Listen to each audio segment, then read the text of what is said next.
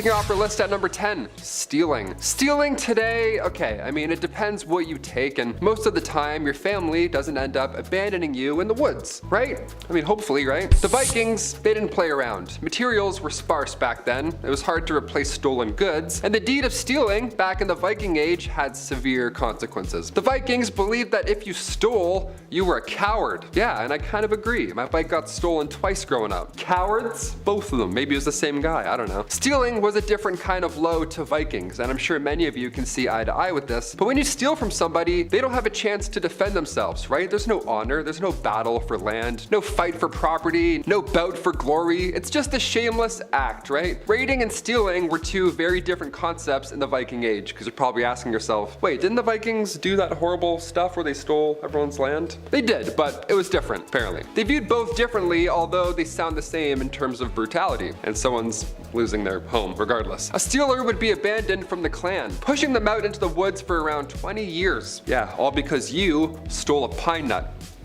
Way to go, Eric the Dumb. Get out of here. Number 9, rodeo. Hold on to your butts for this next one. This one I did not expect, honestly. If you were an early medieval Norseman and somebody insulted your wife, first of all, how dare you? Second of all, the legal punishment afterwards, it can vary, but one of the most bizarre ways to settle your beef, pun intended, was by involving a cow. Yeah, a cow. He came in, he was brought into an area, hopefully a controlled area of sorts, and that's where its tail was shaved and then covered in grease. Poor thing, had nothing to do with any of this, and now he's over here. The man's shoes were also heavily greased, and the cow was prodded to make it upset, right? Sounds like something Johnny Knoxville would do for fun, but it was not fun at all. The rodeo began when the man pulled on the cow's tail, like a bell being rung. Like, here we go, gong, and then he just got whipped away. Now this of course would upset the cow and it would thrash him about. Now if the man at this point can keep hold of the cow's tail for a specified length of time, why, he passed the test, of course, and then he was allowed to live on. And you had to keep the cow afterwards. What a weird bonding story, imagine that. Number 8. Taking lives. Yeah, what happens when you do the worst of the worst? I mean, today we dish out quite the punishment. You even get a Netflix special or something like that. But back then, somebody in the Viking age, well, it kind of wasn't a big deal. I know it sounds horrible to say, but hear me out. Back then, as long as the convicted were open and honest about the whole situation, like say, I don't know, if somebody had challenged him to a duel, why then it's fair game. One specific case from history involved a Viking man catching his wife in bed with another Viking. Not good. You don't want to catch your wife in bed with anyone, let alone a Viking. That's game over. His feet are hanging off your bed. You're like, oh, he's so large. No. That Viking man at that point could the fella in bed, but he had to bring that bloody sheet to Viking court. That would have to provide as evidence to show what happened and where and why. You know what I mean? That's simple. Today there'd be a few more steps involved in that case, obviously. But the Viking age, this case was closed. That's it. They're like, okay, Viking law is done. Go home. Someone go raid a village. Number 7, hot-headed. All right, here's the deal. We're doing a list on Viking punishments, so as we go on, yeah, we're gonna get darker and darker with our content. For example, one method of punishment in the later Viking age also happened to spread alongside Scandinavia's conversion to Christianity. So there's some thoughts and some actions, some questionable thoughts and actions going on in history. And this punishment was referred to as an ordeal by fire. This would involve the accused undergoing some painful exposure to heat. Maybe you drown in flames, maybe you have to eat some sort of fire or flame situation. I don't know. Either way, it was all terrible and it was very, very hot. They would have your hand put into a vat of boiling water or oil, or sometimes make you walk across hot coals. And you can only imagine how creative people were getting back then, right? You don't even want to know the rest. Can't even say what happened on YouTube. Use your imagination. Hit that thumbs up and use your imagination. Number 6, piece by piece. Okay, what's worse than ordeal by fire? Well, probably amputation. I'd have to go with the latter for sure. It's close. Definitely. In Viking societies, punishment was often dependent on status. The higher your status, the harder and longer your punishment was. High status folks got some pretty horrible stuff happening to them, honestly. If a thrall carried out a robbery at their master's command, well then it was the master that was punished. So instead of a quick death, they would amputate something. That's horrible. Yeah, continue being a royal, but now your life is going to be much harder. A real life example of such was Nut, the Danish king of England, back from 1016 to 1035. Now the king put in place a horribly grim law that thankfully died with him, but it stipulated back then that a woman committing adultery must lose her nose and ears, while men were merely chastised. Not even close to being fair at all. Now a thrall who had killed their master back then and then tried to run away were to have their arms and legs amputated afterwards. They weren't executed per se, but they could barely survive afterwards. Like I'd rather die at that point, that sounds terrible. Number 5, drunk sword fighting and other things. Imagine letting a 2-year-old hold a very sharp broadsword. Sounds like a bad idea, right? Well, nobody seemed to think so when they put swords in the hands of drunk Vikings, which, let's be honest, that's pretty much what a 2-year-old is essentially like a drunk person walking around. Outdoors, Vikings constantly wanted to one-up each other on the strength meter. They had weightlifting competitions, who could lift the heaviest stones, they wrestled, held archery contests, and of course sword fighting competitions, as well as all the games Bree mentioned above. Were they sober? Probably not. They also had a game called Togo Honk, which was kind of like tug of war. Men would sit on the ground facing one another, press their feet together and bend their knees. The goal was to try to straighten your opponent's legs and flip him over. Honestly, that sounds like a blast. Do you think it's a smart idea to put a sword in a drunk guy's hand? No, but it was the Viking era. There were literally no rules except for a few. At number 4, not enough chairs. Now we know that these Viking celebrations would often last for days on end, right? So imagine if during all that time you couldn't sit anywhere comfortable. Sounds pretty unfortunate, but it was the reality of a lot of Viking parties. Because these gatherings were so big, hundreds of people would be in attendance, but unfortunately there wouldn't be enough space to sit. To try and accommodate their hundreds of guests, Vikings would break out their longest tables and benches, but usually this still wasn't enough space for everyone, so it became kind of a rule that only the most important people were allowed to sit. Chairs are thought to have been pretty rare, so the most powerful and wealthiest Vikings were allowed to sit in chairs. Everyone else had to fend for themselves, either sitting on uncomfortable benches or just standing around. Now doing this for a couple of hours? No problem. For a 2-week celebration, you can count me the heck out. If my tushy's not comfortable, I'm going home. Number 3, fertility celebrations. So we talked a lot about what Vikings actually did back then and how they partied. They partied pretty hard. But now we're talking about what kind of festivals they had. This holiday is celebrated on April 30th in Finland, Sweden, and Germany, but goes all the way back to the Vikings. This night is called Walpurgis Night, or Valburgas Night, or I probably said it wrong, but let me know, and is named after a woman called Valborg. She was born in 710 somewhere in Dorset/Wessex as the niece of St. Boniface. She traveled with her brothers to Württemberg, Germany and became a nun. She lived in a convent of Heidenheim and became renowned for her healing powers and was canonized as a saint after she died. This celebration is in honor of her, however it was originally a pagan celebration called Beltane, a celebration of the return of summer. Viking fertility celebrations took place in and around April 30th, and due to Valborg claiming this date as well, the two celebrations became one and the same eventually. Viking fertility celebrations usually involved sacrificing an animal or two of some kind, and included all of the above. At number 2, Harvest/Winter Night Celebration. Next up in celebrations to mark on your calendar, we have the Harvest/Winter Night that took place on October 31st. It can also be referred to as Elf Blessing, Disblessing, or Frey Blessing. Kind of like our spooky tradition today, it was a time of honoring the ancestral spirits, spirits of the land, the Vanir, along with the powers of fruitfulness, wisdom, and, of course, death. A little brutal, yet kind of merciful in a way, the animals who weren't going to be able to make it through the winter were smoked or made into sausage. It was often led by the women of the household. They left the last sheep in the field as an offering to Odin, though this varies. It also marks the start of something called the Wild Hunt. The roads and fields became territory of ghosts and trolls and marks the beginning of the darkest and coldest time of the year. The festivities and feasts are particularly joyous, and they mainly aim to celebrate kinship, accomplishments, and the tales of the year. Last but not least, Yule! This last one is perfect for the season we are entering, and a great way to end the list. The festival of Yule was, kind of still is, a celebration of 12 days. It was the most important of all Norse holidays and began on the night of December 20th. The god Yngvi Freyr rides over the earth on the back of his shining boar, bringing light and love back into the world. Later, Christianity influenced things, changing the god to Baldur, then Jesus, who's said to be reborn at the festival. For the Vikings, Yule signified the beginning and end of all things, taking place at the darkest time of the year. Children were said to leave their boots outside filled with hay and sugar for the god's journey, and in return they would receive a little present.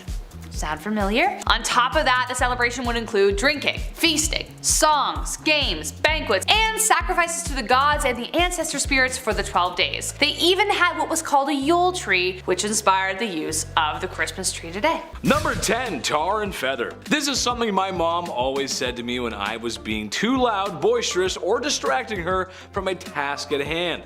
I'm sorry, Mom, it's just what I do.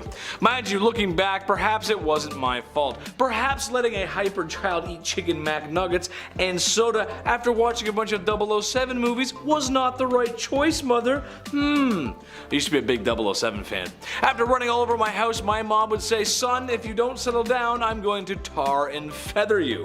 Well, in the times of Vikings, this was a legit punishment and for legit criminals. The crook's head would be shaven and covered in tar, which even that alone sounds horrible. And then a poof, I guess you describe it, of duck feathers was thrown onto his stickiness. He then would have to run through a gauntlet and everyone would be tossing stones and bricks because, well, I guess tar and feathers weren't enough. If you made it out alive, then no further punishment was required. Number 9. Fines. Surprisingly enough, one of the most common punishments of the Viking era was fines.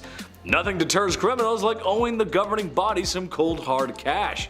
Except a lot of criminals don't really have any money, hence why they would steal in the first place, so owing money isn't exactly a great deterrent in my opinion. However, fines varied on the severity of the crime and who the person was or what the person was, and the law of the land really. Viking civilizations didn't exactly have a written law and would differ from different lands. All I know is that in Skyrim, which is loosely based on that of Scandinavian folklore and Norse mythology, that when I get fined for committing a crime that I only did because I pushed the wrong button, I promise it was an accident, I immediately pay the fine and pickpocket it back. It's not so bad. You pay a fine, you get away. It's not so bad. Number 8. Banishment. "Hey, look over there, it's Skorgamor," said Ulfric, or someone of another Norse-like name like that. Don't worry, Norse sounds confusing to me too. What's not confusing, however, and very straightforward but still pretty harsh, is banishment.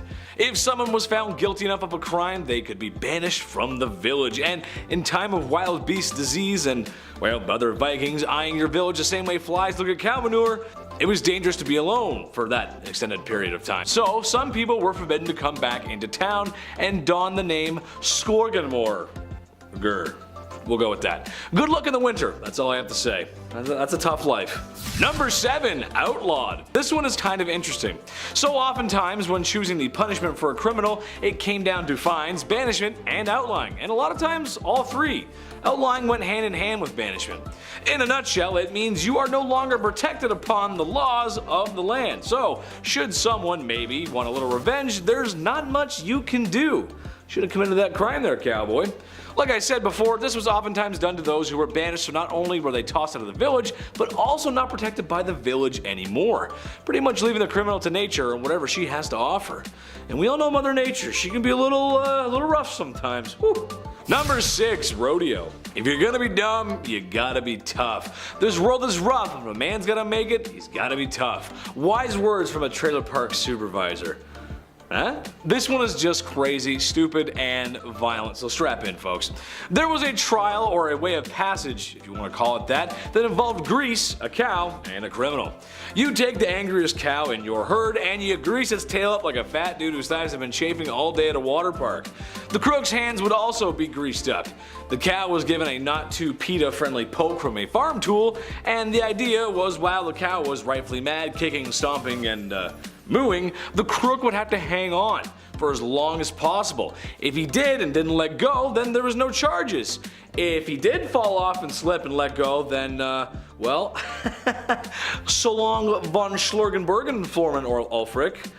That's a Swedish name or something, I think. I don't know. Speaking of cosmetics though, let's talk about Vikings' teeth for a moment. Having nice teeth, it's a sign of attractiveness, good health, but these ancient warriors would modify their teeth for reasons that aren't 100% confirmed, but we can speculate that it was to make them appear more fierce, because I don't think Vikings were all too concerned with pretty, other than their gorgeous blonde locks. Skeletal remains of ancient Norsemen had been dug up in Sweden and parts of Denmark with horizontal grooves kind of carved and cut into the front of their teeth. For the most part, they were just horizontal lines, but there have been other shapes found as well. Again, it's not 100% known why some of them did this, but it's said that maybe they dyed the grooves to create kind of cool lines on their teeth, almost like tattoos. It would have been extremely painful, as you can probably imagine. Nobody likes going to the dentist. And it wasn't super common, but it was definitely a bit of an ancient Swedish trend. There are plenty of cultures all around the world that would also do something similar to this, but Vikings are the only known culture in medieval Europe to have practiced it. Next on the list we have swords and weapons. There are several traditions held at Viking weddings that are rather familiar. The bride and groom would exchange rings, they would celebrate with a feast, there would be animal sacrifices, all pretty standard, but unsurprisingly, swords also played a major role in Viking weddings, because of course they did. First of all, the groom's buddies would hide a sword in the grave of one of their ancestors, which the groom would then have to find and retrieve, kind of like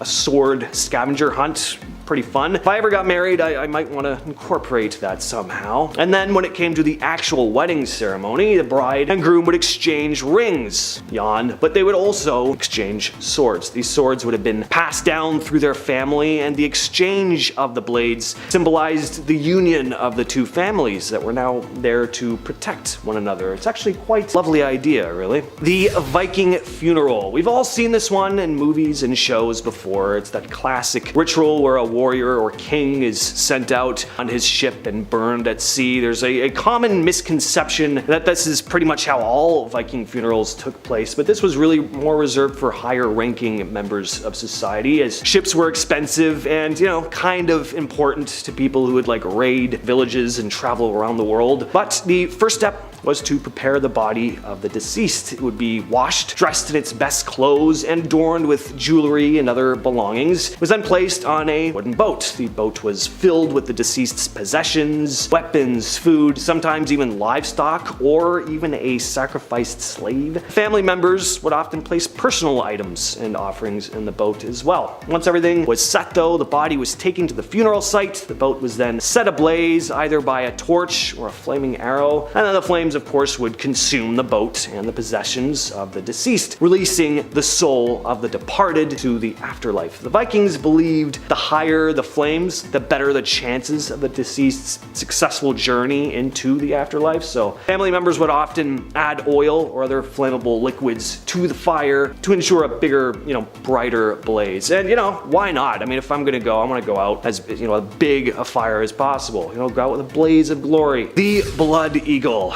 All right, this one is pretty gruesome, so fair warning. It seems as though Vikings could get pretty creative with their methods of torture. The Blood Eagle was a nasty practice in which the unlucky recipient is restrained, lying face down on the ground. Then the image of an eagle with its wings spread out was carved into the victim's back. Already sounds awful, but nowhere near finished. Typically using an axe, each of the victim's ribs were then separated from their spine and kind of like splayed out. So in the end, they'd have almost this appearance of wings coming out of their back. Pretty creative, hence the name. Hold on though, still not done. Sometimes, if they were feeling extra feisty, you'd even rub salt into the wound at this point by literally rubbing salt into the open wound. And just to top it all off, the lungs were then pulled out and splayed over the exposed ribs, which would then kind of flutter in the wind like a bird's wings. Vikings would often perform this horrific ritual on their worst enemies or even members of their own society who had been deemed dishonorable. So yeah, living in the Viking Age would have been even more brutal than you may have thought. It's not 100% known once again if this ever actually happened or if it was more of a tall tale, but I don't know, I wouldn't be surprised. It was really a thing. People can be pretty messed up even nowadays, so you can only imagine what people were up to back then. And coming in at first place is the practice of awaking one's berserker power. Berserkers are not just a thing of myth. These barbaric warriors were really said to have existed, and the method of becoming a berserker was pretty brutal. They would undergo a process of kind of death and rebirth, stripping themselves of their humanity to live in the wilderness as the animal they represented. There are kind of three types of berserkers that are kind of known to have existed. There are wolf kind of ones, bear ones, some kind of took on the appearance of a boar. They would hunt like animals, raid villages with a ruthless animalistic fury. For their battles, they would enter into this almost trance-like state after performing dances and howling and roaring at the sky. They often fought completely naked too, which would also be, imagine just an army of big naked men roaring like animals rushing in from the forest to raid your village. Berserkers just evoke such awesome imagery, and it's no wonder they're some of the most iconic warriors in history. Number 10.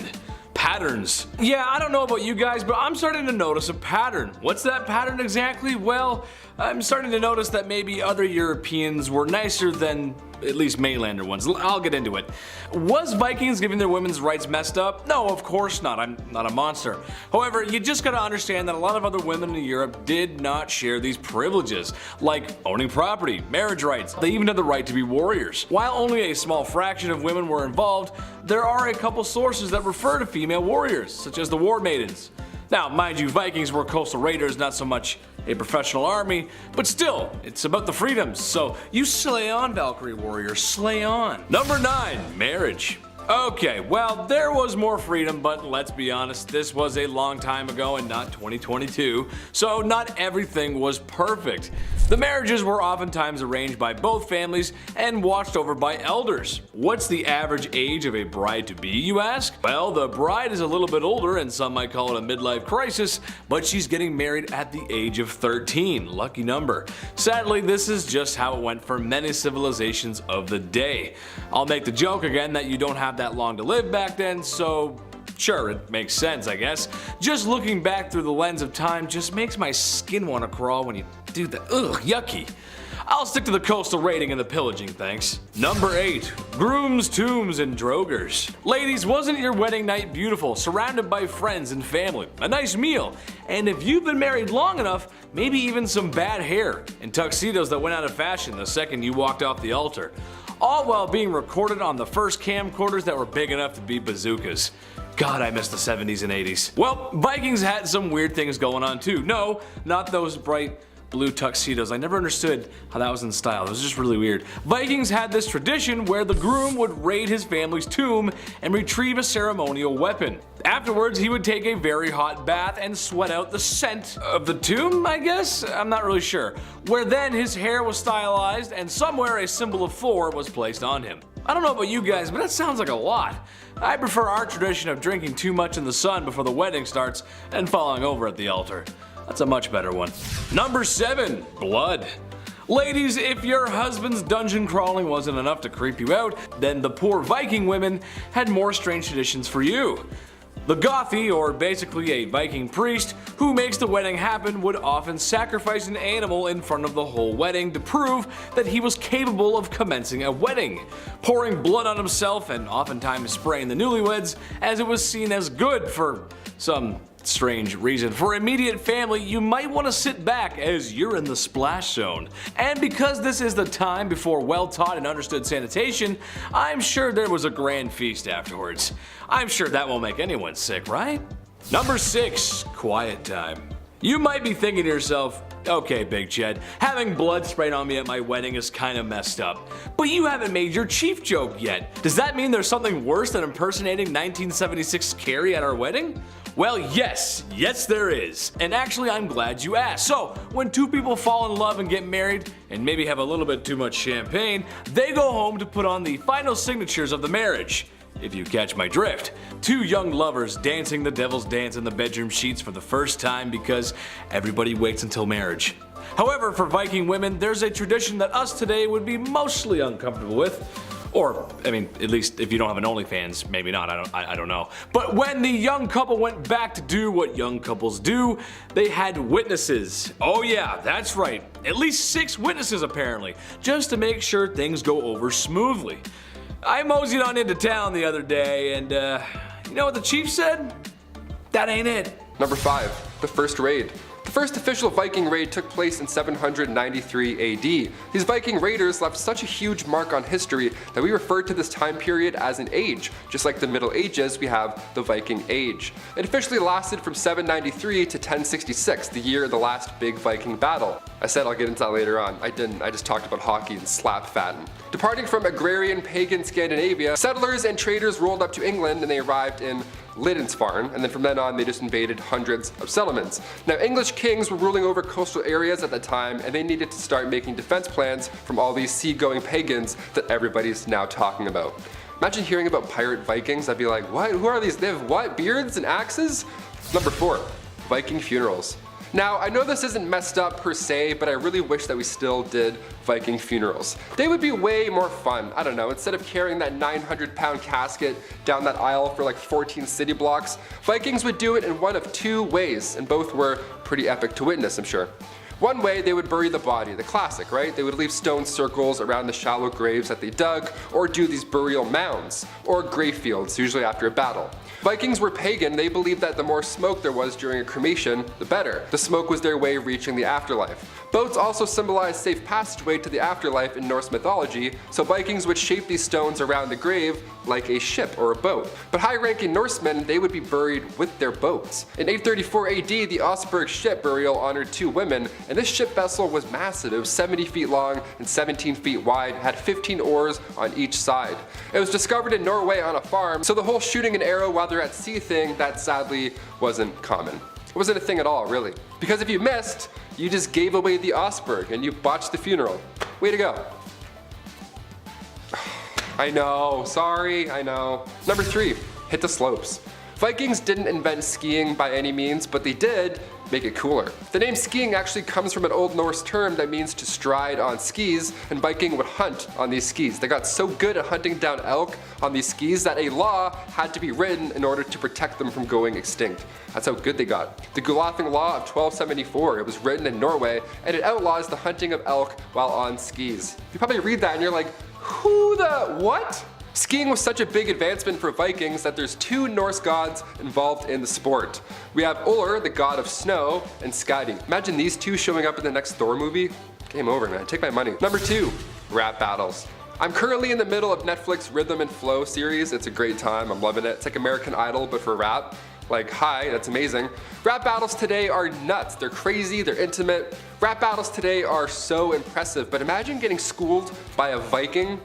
Yeah, you heard me. Imagine a Viking battling you and then just destroying everything that you care about after destroying you with words. You got a twofer. During those olden days, you needed a way to pass time. If you couldn't play hockey or slap fatten, and there weren't any villages to destroy, you always had poetry. Fighting comes from the Old Norse term flyta, which means provocation. Insult exchange, but make it theater. Norse literature really has tales of their gods fighting. Imagine the next season of Loki and he's battling Freya. I'm like, come on, he's got this. It's hometown advantage. It wasn't to see who can diss the other's hometown the hardest, really, per se. This is actually a challenge in order to see who can spontaneously think of a poetic retort. In Anglo-Saxon England, flyting would go down during a great feast, enjoying roast while watching a roast. We love it. This was entertainment in the 15th and 16th century Scotland. Now we have, well, this. We just have me ranting about flyting. If you like it, give it a thumbs up. I'm doing my best. And finally, number 1, go berserk. Whenever you're playing a video game or like Assassin's Creed Valhalla per se, that health bar at the top starts to glow and you're ready. For a brief second, you can go beast mode and then everyone can hit you with arrows and nothing happens, right? You go berserk. Most games have this in some way, but did you know berserkers were a real thing in history? Just like Thor and Loki and everything else, apparently. Those Norse warriors would arrive to the battle decked out in bearskins. The term means to change form, so these guys were considered a higher power when it came to these battles. So you gotta call in the big dogs, or as they were described back then, mad dogs. They could take an opponent down with just one hit, and today we have an idea of what may have helped the fight. The odds that the guys were on something, be it mushrooms, maybe they were hammered, are pretty high. Pun intended. Number 10. Weddings. When we look back on history, the traditions of marriages generally stand out as unique ways to peer into the lives of ancient civilizations. With the Vikings, marriages were generally done as ways to join houses through blood ties, which were rarely romantic. Traditionally held on Friday, the day of Freya, goddess of fertility, the couple was separated to go through separate rituals. The bride would take a bath and also remove the kronsen, which symbolized her status as a woman who was unwed, and store it for her future daughter. The groom would then go and break into his ancestor's tomb and steal their stuff, usually their swords. During the ceremony, rings and family swords would be exchanged, and a feast would be had in their honor. During this, one tradition was to stab their swords into a pillar. The deeper the sword went, the better their marriage would be and the more children they'd have. Number 9. Teeth painting.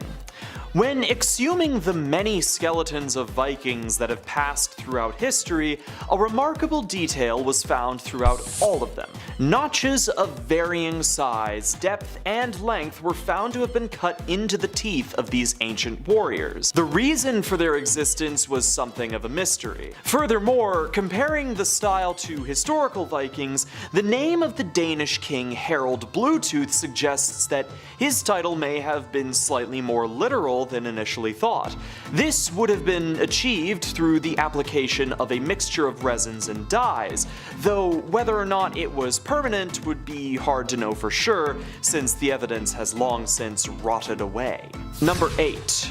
Blonde hair. The image of the Viking as a blonde-haired, blue-eyed warrior is prolific and also wrong. While the majority of Vikings were observed to be blonde and described as such, this was actually due to an extremely early application of hair dye. That being said, this wasn't solely due to fashion, though blonde hair was considerably valued in Viking society. The method in which Vikings dyed their hair was through the use of lye, which contains potassium. Potassium can often strip the pigmentation off of hair, and if Vikings washed frequently, which they actually did, they were weirdly hygienic, then it would lead to their hair gradually being dyed blonde. A side effect of this was that lye was also extremely toxic to lice, which helped prevent outbreaks on ships. Number 7. Torches. Moving straight from hygiene to whatever this is. Starting a fire is extremely hard. You'll see two guys rubbing sticks together in the movies and suddenly fire appears, but you know what? That doesn't work at all. The conditions for friction alone being enough to start a fire have to be absolutely perfect. The right temperature, the right humidity, the dryness, all of it. So this is why people decided to find other methods for starting fires, such as flint, a material that is fairly easy to find wherever you go. But with flint, you also need tinder, and this is where it gets a little weird. It always gets weird with tinder. The Vikings had a particular species of mushroom that they'd use for their torches, which they would carefully prepare and then boil in their own urine. Well, because, and it's honestly more likely that they found this out through trial and error, they probably didn't actually know the chemicals and all this, urine contains sodium nitrate, which burns real good, as it's a chemical neighbor of potassium nitrate, which is found in gunpowder. This was actually a fairly common technique for creating torches at the time, and, just really cool. If not, really weird. Number 6. The 81 Yule offerings. Christmas is coming, and if you're a Viking, that usually isn't a great thing. Not because of the Norse gods or anything, Vikings were actually pretty quick to pick up Christianity, but more because Christmas was the time where a pretty brutal ritual would take place. Specifically referred to as Yule, the ritual was estimated to have been in honor of family members that had passed away, and generally involved singing, dancing, and killing 81 men to offer their heads to the gods. Merry Christmas! On number 5, building fires. The Vikings were some pretty innovative people, but they were also kinda gross. This gross behavior applied to a lot of things, but one of those things was their fire building. Now you're probably asking yourself, Bree, what's so gross about making a fire? Well, it's the way that they started the fire that was kinda grody. You see, nowadays we have a bunch of things that we can use to start a fire. We have matches, lighters, lighter fluid, and a bunch of other things. But obviously back in the days of the Vikings, they didn't have those fire starting tools, and so they had to improvise. The Vikings came up with a nifty little trick to start a fire where they took a fungus called touchwood and they would beat it and burn it until it turned into a thin, flat thing that kind of looked like felt. Then they decided to get gross and would then boil the touchwood in human urine because urine contained sodium nitrate, which would help the touchwood turn into something that would smolder rather than burn. They could then take this stuff with them and use it to start fires whenever they wanted so they could cook food over their urine-fueled fire. Sounds delightful. And number 4, conning. Conning people has been something that's kind of been part of many societies since probably the dawn of civilization. Anyone can con anyone into doing anything or buying anything. I mean, people do it on eBay all the time. But apparently, the Vikings were also known to con people probably for their own enjoyment, because they're Vikings. Back in the day, the Vikings would do trades with the Inuit people and they would acquire narwhal tusks from them. The Vikings would then sell those tusks to other people, marketing them as unicorn horns, and let's face it, no one's gonna turn down buying a unicorn horn.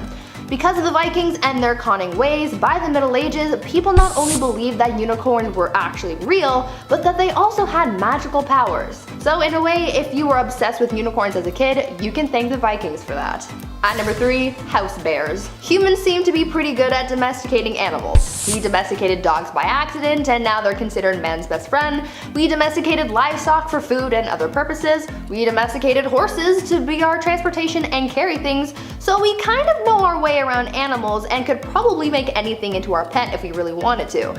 But the Vikings weren't just satisfied with dogs, horses, and livestock. They were the mighty Vikings and they needed mighty pets, and that's why they kept bears as their companions. Yes, bears. Now don't get me wrong, the Vikings also had normal pets like dogs and cats, and they would even sometimes bring them along on their expeditions, but they also really liked bears. It is said that when they weren't out laying siege to someone's town or sailing the seas, the Vikings would visit bear dens and take bear cubs home with them. They would then raise the cubs as house bears. But having a house bear was also a very big responsibility. You had to make sure that your bear was kept in check at all times, so that meant no eating people or livestock, no disturbing your neighbors, and if your bear did get into trouble, you would either get hit with a fine or be banned from having a house bear. So maybe it's best to stick with normal pets like dogs. At number 2, worthy kids. The Vikings were ruthless even when it came to their spawn. I mean their kids. These guys were really picky when it came to having a family because they weren't afraid to just yeet their kids if they didn't like them enough. Back in their day, when a baby was born, they would christen their kid with a name during a ceremony called Vatni, but only after determining if this kid was even worth raising in the first place. You see, when a baby was delivered, the child would be placed on the ground for the father to then pick up and examine. He would be looking for any physical deformities, disabilities, and to determine if the kid was actually his or not. He would decide if the kid had a future. If they did, then they would hold the Vatni ceremony where water was sprinkled on the kid's head and given a name, and if they weren't worthy, then they would be left outside in the elements and abandoned. And finally, at number 1, criminal profiling. It turns out that the Vikings kind of invented criminal profiling. You see, when the Viking horde would set off to battle, there was no telling how they would return. You have to remember that these guys were bloodthirsty and violent, and there was no telling what was going on in their heads. I mean, don't even get me started on the whole Berserker rage thing because that itself is very intense. But basically, when the horde would return home, they seem to have caused a lot of problems because many of them couldn't turn off their rage and would just wreak havoc on the town. To deal with this, it is said that a series of Icelandic sagas were written as a sort of profile to warn the homegrown Vikings of what to look out for when the others would return. They had to kind of alter their stories a little bit because if they were too specific, then it would have caused people to learn to be afraid of basically any Viking man, so they had to keep things a little generic, but for the most part, people learned to stay away from those who couldn't turn off the Berserker rage at home in order to keep themselves and the rest of their community safe. Number 10. Unfaithful. Viking warriors were large, strong, tough, and rough men who drank like fish and partied like it was 1999. And remember, I do. I wouldn't go as far as to call the coastal raiders gentlemen, Since, well, they were not gentlemen. It's fair to say that they weren't exactly so nice to their women. For example, it wasn't that uncommon for a Viking male to take a bed with his wife. It was also not uncommon for a Viking man to take a bed with someone other than his wife, which, unless you're a collection of certain people from Utah, that's not okay. Not that I'm here to judge anyone from Utah or the Vikings, but I believe if you fall in love, you gotta stay within those boundaries of that marriage. It's just traditionally a two-person party, not 4 or 5. Number 9. Revenge. Signy was a sweet lass who unfortunately married King Sigurd, a rather nasty and brutal king. He would earn his malicious title when he had Signy's family unalived, except for her and her twin brother. But wait, there's more. Signy then plotted revenge with her sibling by meeting up with a sorcerer who changed her appearance. She then went back to her brother where they engaged in 3 nights of awkwardness and shame only a family watching in Force Ghost form could witness. She then changed forms again to give birth to her son that would assist in her revenge.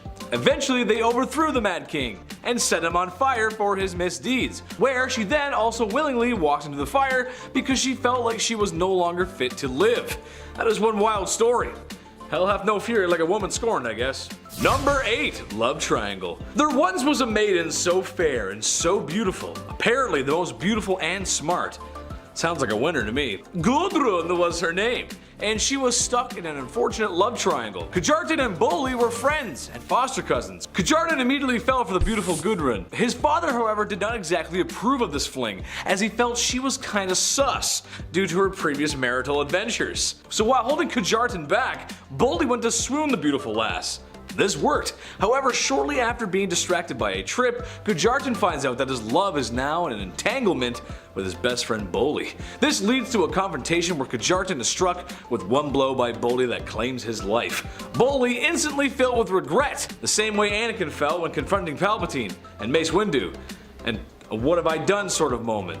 It was awkward, but their story was a little bit easier to understand. I don't know, bad dialogue. Number 7. Volund the Smith. Volund the Smith was in love with a Valkyrie, which honestly is just really cool. Come on, I mean, who gets to be in love with a Valkyrie? And after a brief marriage, the Valkyrie had to go back to what they do best, which is to pick up soldiers who have perished in battle. As Volund was going full Marvin's room over the grief of his loss, he was kidnapped by a king who imprisoned him to marry his daughter. The king was so serious that he had Volund's hamstrings cut, so he could not escape his captivity.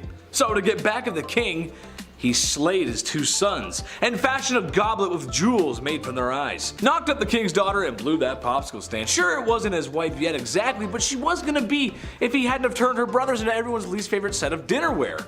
Take note of this one, folks. Don't do this one at home. Number 6. Leif Erikson Day. Yes, the very same from SpongeBob SquarePants. Leif Erikson, the first European to land in North America. Hundreds of years before everyone's new least favorite explorer Christopher Columbus discovered the Americas. A Viking man leads an expedition that honestly must have been just the worst. Sea travel just wasn't great back then. This really was a huge moment in history, one for the ages.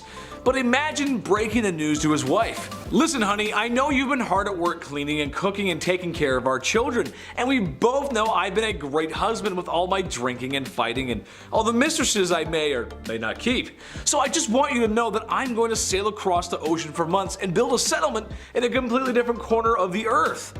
Okay, bye. See you later. Yeah, I'll write you.